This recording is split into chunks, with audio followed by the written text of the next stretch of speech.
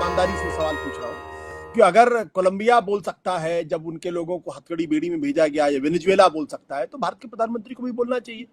आप देखिए, मस्क तो वहीं खड़े होकर रोज ट्रंप को ठोक रहे हैं, वहां पे रोज ही ठोक रहे, कहते इसको तो इम्पीच करना चाहिए, ये तो एप्स्टाइन फाइल वाला आदमी है, उसका तो कुछ नहीं कर पा रहे वो। हमारे प्रधानमंत्री जो मतलब जो 56 इंच के सीने वाली बात है, 56 इंच सीने, एक बहुत ही स्ट्रॉन्ग मैन पॉलिटिशियन की छवि है ग्लोबल लेवल पे उनकी, और बहुत ही माचो नेशनलिज्म की बात करते हैं। अगर वो नहीं बोलेंगे तो उनकी छवि भी खराब होगी और भारत की छवि को भी नुकसान पहुंचेगा। क्यों नहीं बोल रहे? देखिए आशुतोष जी, डॉक्टर खान ने और कौशिक साहब ने बहुत विस्तार से चर्चा की है। 2-3 बातें हैं। एक तो ये जो हम लोग रोज चर्चा करते हैं कि ट्रंप के मित्र थे माय डियर फ्रेंड ट्रंप, और वो माय डियर फ्रेंड बराक भी हुआ करते थे एक जमाने में। वो सब एक पॉलिटिकल और उस तरह के एक्सप्रेशंस होते हैं जिनका एक अलग मतलब होता है, उसका डिप्लोमेसी में कोई मतलब बड़ा नहीं होता। और ट्रंप साहब की दोस्ती का जिक्र तो सबने कर ही दिया। मस्क से जो दोस्ती नहीं रख सकता हो तो मोदी जी से क्या दोस्ती रखेंगे? जिन्होंने मस्क ने कहा कि इलेक्शन उन्होंने जितवाया जिसकी वजह से वो राष्ट्रपति है। तो पहली बात। दूसरी बात, ट्रंप पर हम भरोसा करना चाहिए कि वो अमेरिका के राष्ट्रपति है, लेकिन वो वाशिंगटन पोस्ट की वो रिपोर्ट देखिए जो डेली ट्रैकर वाशिंगटन पोस्ट चलाता था, और उसने कहा कि पिछले बार के कार्यकाल में उन्होंने 30,573 बार झूठ बोला। ट्रंप साहब, ठीक है, अब इसको छोड़ देते हैं, हम ट्रंप की बात नहीं करते, हम देश की बात करते हैं। जैसे डॉक्टर खान ने भी जिक्र किया कि एस जयशंकर ने साफ कर दिया कि कोई उस तरह का मीडिएशन नहीं हुआ या अमेरिका की तरफ से कोई उस तरह का दखल नहीं हुआ। 2 चीजें होती है, एक तो होता है इंटरवेंशन। जब 2 न्यूक्लियर कंट्री पाकिस्तान और इंडिया कहीं पर कॉन्फ्लिक्ट में है, वॉर में नहीं है, तो सभी दुनिया की जो देश हैं, अलग अलग देश जो किसी के दोस्त हैं, किसी के दूसरे के दोस्त हैं, वो इंटरवीन करते हैं।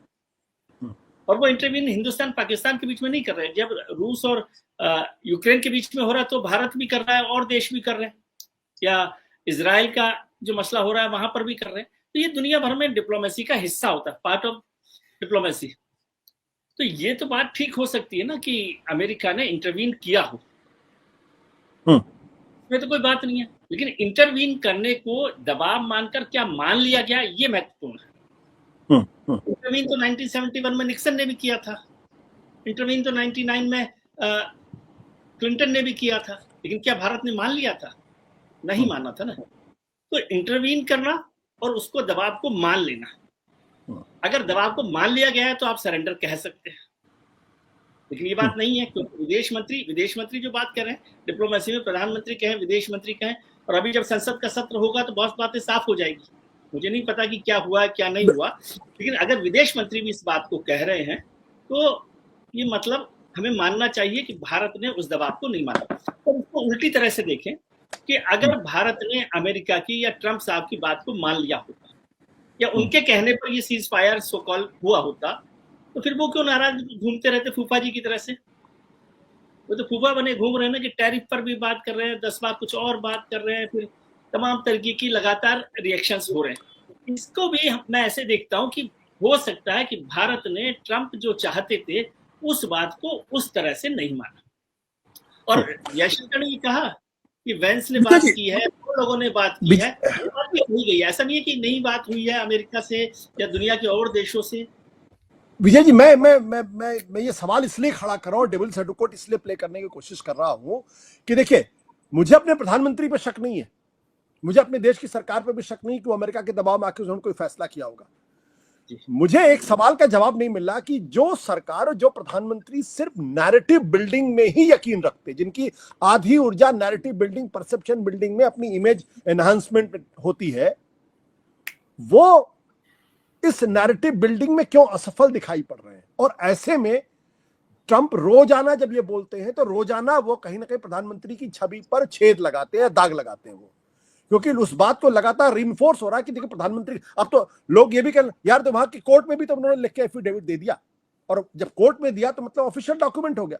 मेरा प्रश्न इस बात को लेकर, ये प्रधानमंत्री जी को एक बार तो बोलना चाहिए ना, ठीक है आप ब्लंटली ना बोले, बट आप बहुत करीने से बुला के तो कर सकते हैं, या अमेरिका का कोई एम्बेसडर भारत में आज की तारीख में नहीं है, बट आप संदेश तो दे सकते हैं ना कि you are damaging our reputation, you are not supposed to do this.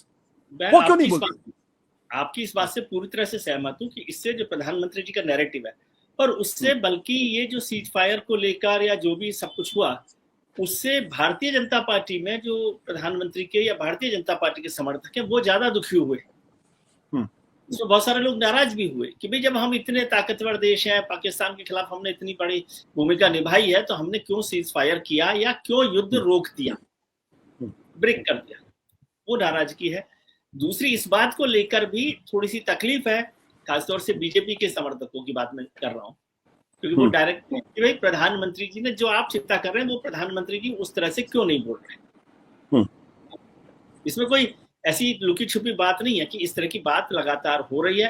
अब ये तो प्रधानमंत्री जी को तय करना, हो सकता है कि डिप्लोमेटिक ऑर्डर में या डिप्लोमेसी को ध्यान में रखते हुए जो विदेश मंत्री ने बात कही है, प्रधानमंत्री समझते हैं उसकी बात को वहां तक रखा जाए, या जब संसद में बात हुई, मुझे लगता है कि संसद में जब इस पूरे प्रकरण पर जो पूरा ऑपरेशन सिंदूर, पहलगाम और जो घटना हुई है, उसमें प्रधानमंत्री जी का जो बयान होगा या सरकार का जो बयान होगा, वो आपको तस्वीर को साफ करेगा।